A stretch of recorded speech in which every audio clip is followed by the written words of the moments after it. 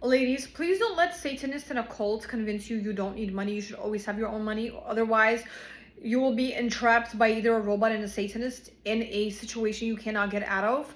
And the government is set up that, like, if you need to run away from like some abuse or whatever, they're not going to help you properly, which is also set up by the satanic cults on purpose. So please, please, please always have your own money. Always make your own money. Don't trust anybody, and don't ever agree or accept to give up your rights, which I don't agree and I don't accept to give up my rights or our rights to Satan, Satanism, the devil, the Nazis, to any creepy cult, to any creepy organization. Cancel, delete, and clean. There is no such thing as misogyny, it's only Satanism. And I am not a feminist, I am an anti-Satanist. What does that mean? Well, if you look at misogyny, if you look at misogyny and you look at the worst cases where a lot of women's lives overseas and other countries are literally detrimentally, horrifically in danger, and there's the worst things that happen to them, it's not misogyny and it's not men. It is Satanists in a global cult who want to punish women and do satanic rituals on them, because like I said in previous videos, we have a portal to heaven, and when we give birth, the portal opens and God sends a soul through us. We have a connection to heaven in that way. So the satanic cult knows it's a satanic ritual to disrespect women, to treat them like in horrific ways. They call it misogyny. They blame it on the men, but in reality, it's not men. It's actually Satanists in a global cult, and they want to make it a global satanic ritual to punish and abuse and do satanic rituals on both men and women, actually.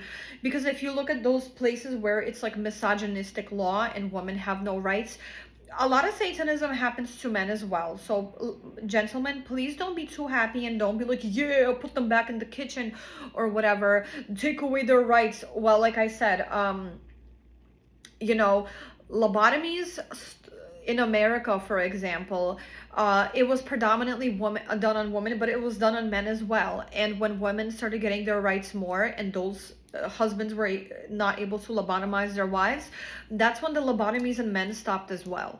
So that's just one thing. But like I said, please, before you vote for Satanism, and before you vote for like a group of people having their rights revoked, please do your research and see what happens to men in countries where women have no rights, because y'all are not living there in the most best ways either, you know.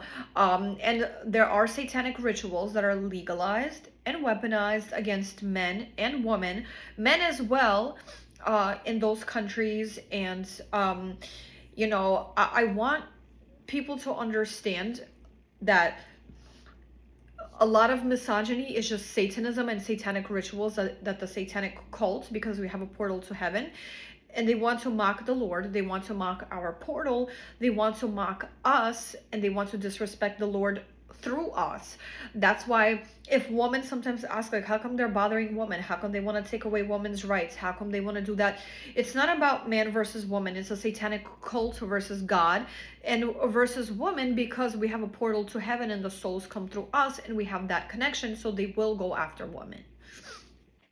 Ladies, it's okay if you want to listen to your husband, or you want to listen to the rules of your husband.